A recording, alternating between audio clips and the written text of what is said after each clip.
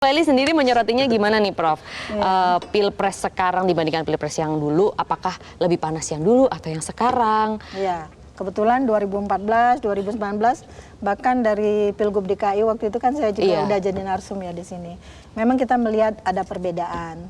Kalau dulu perbedaannya terutama kan dulu calonnya 2, sekarang 3. Terus dulu memang nampak sekali mobilisasi massa itu pada upaya untuk mempolitisasi secara identitas. Makanya teman-teman Metro TV juga dulu banyak yang jadi korban kan. Untuk meliput susah katanya untuk hadir di sana. Sudah seperti ada stigma tertentu lah gitu mendukung siapa dan siapa. Tapi kemudian memang kita sedikit adem ya menjelang penyebutan nama Gibran sebenarnya. Kita lebih tenang, cemas-cemas nih siapa nih. Jangan-jangan dari 3 komedian ini nih kita pikir itu kan. Ternyata bukan. Ternyata muncullah nama Gibran. Nah itu sudah mulai. Karena teman-teman aktivis, terutama aktivis itu kan selalu memperbincangkan masalah proses. Masalah proses dalam sebenarnya tidak ada yang salah tentang anak muda yang masuk ke panggung politik. Tidak ada yang salah. Apalagi Gibran waktu wali kota saya juga menulis di media Indonesia sehalaman penuh itu mendukung. Saya bilang kan nanti yang menentukan memilih itu rakyat. Karena proses tidak ada yang dilanggar.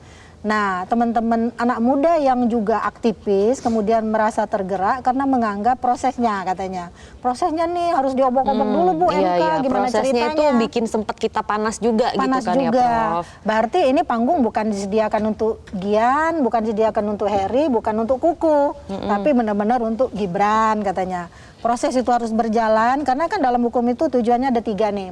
Ada kepastian, ada kemanfaatan, sama keadilan. Mungkin kemanfaatan sama kepastian itu sudah jelas bagi Gibran karena putusan MK kan binding ya, final and binding. Tapi masalah keadilan yang dipertanyakan, ini adil nggak bagi anak muda yang lain? Kenapa Ridwan Kamil nggak bisa masuk dan lain-lain dan sebagainya.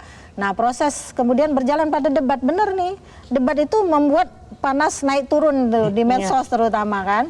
Nah sayangnya kan ada yang positioning terbalik nih. Kalau dulu media mainstream mengabarkan, rakyat yang ngomongin, yang diberitakan oleh media mainstream. Setelah ada media sosial, apa yang viral di media sosial itu yang diangkat oleh media mainstream. Jadi makin ramilah suasana, suasana hati netizen gitu kan.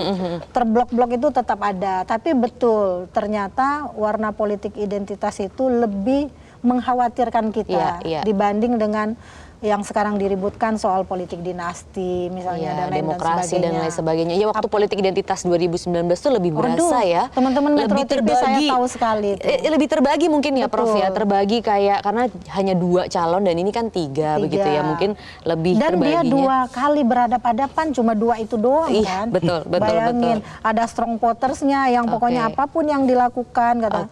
Ibaratnya ini bukan teh pucuk harum mungkin ini air apa gitu kan tetap diminum kan. Yang penting dikasih sama idolanya kan gitu. Jadi intinya tidak lebih panas pemilu sebelum-sebelumnya ya untuk tapi tahun tetap ini. ada dinamika kepanasan itu dalam perspektif yang lain.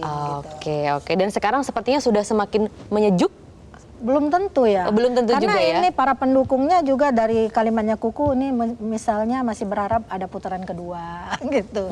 Dari pendukung-pendukung masing-masing kan masih ingin melihat kan kampanyenya Amin rame. Kampanyenya Ganjar juga rame, nomor 2 juga rame, karena yang diprediksi itu kan 2 putaran sebenarnya, meskipun asumsinya lebih menghemat biaya dengan 1 putaran, tapi itu kan demokrasi ya, gitu. Yang penting sesuai dengan keinginan rakyat. Itu dia kan ya Prof. Jelajahi cara baru mendapatkan informasi, download Metro TV Extend sekarang.